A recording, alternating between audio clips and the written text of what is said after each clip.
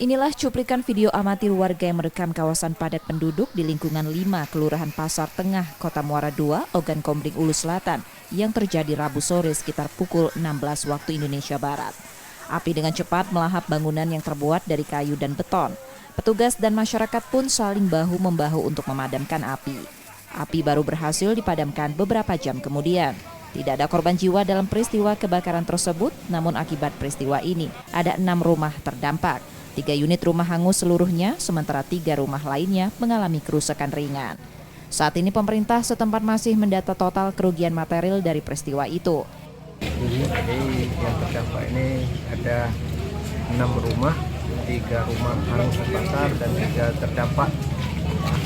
Mengenai data korban, lagi menunggu, kita perintahkan lurah untuk mendata yang tidak korban.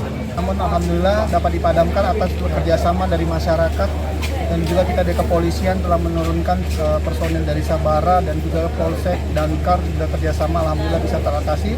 Terus sampai saat ini alhamdulillah tidak ada korban dari hanya. Pihak kepolisian kini masih mencari penyebab dari kebakaran tersebut. Setia Budi, Kompas TV, Ogan Komering Ulu Selatan, Sumatera Selatan.